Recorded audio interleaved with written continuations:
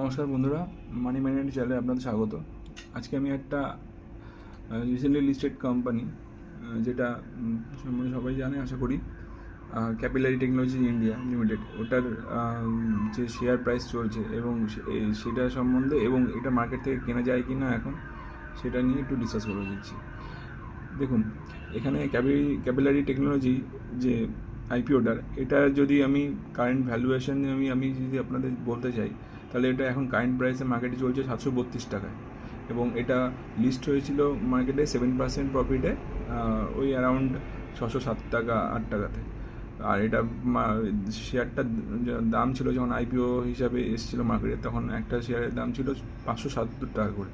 তো সেই হিসাবে যদি দেখি, 577 টাকা থেকে একবার একটা ডাউন ট্রেন্ডেও এটা আসে, 560 টাকার লো দেখায়, সেখান থেকে একটা আপ ট্রেন্ডে 7% প্রফিটে ওটা লিস্ট হয় মার্কেটে। কিন্তু সেখান থেকে আজকে একটা দেখা যাচ্ছে হঠাৎ করে প্রায় 14-15% একটা বড় সড়ো একটা প্রফিট বা একটা আপ ট্রেন্ড যেটা দেখা যাচ্ছে, সেখানে 732 টাকায় এটা ট্রেন্ড করছে মার্কেটে এখন।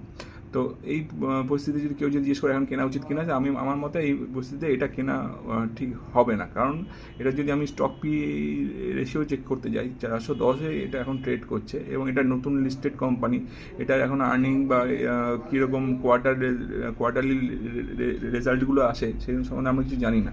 কোয়ার্টারলি রেজাল্টগুলো যদি আমরা জানতে পারি, 1-2-3টে যদি কোয়ার্টার রেজাল্ট জানতে পারি, সেই রেজাল্ট সম্বন্ধে অবগত হয়ে তবেই আমরা এই ক্যাপিলারি টেকনোলজি ইন্ডিয়া সম্বন্ধে আমরা বলতে পারবো যে এটার প্রপার পজিশনে আছে বাই করার মতো বা বাই করার মতো নয়। সেই জন্য এখান থেকে আমার পজিশন, আমার মত হচ্ছে, যারা হোল্ড করছেন, যারা পেয়েছেন আইপিওটা, তারা হোল্ড করুন। যতদূর এটার দাম যায় তারা সেটার ভ্যালুয়েশনটা নিন, কিন্তু নতুন করে মানে ইনভেস্ট করার জন্য আমি এই মুহূর্তে সাজেশন দেবো না। এই ভিডিওটা এই পর্যন্তই। আর ভিডিওটা কেমন লাগলো সেটা আমার কমেন্টের মাধ্যমে জানাবেন।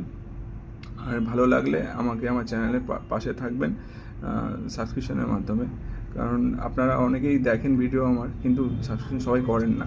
যাই হোক, সাবস্ক্রিপশন করবেন, শেয়ার করবেন বন্ধুর মাধ্যমে। ধন্যবাদ।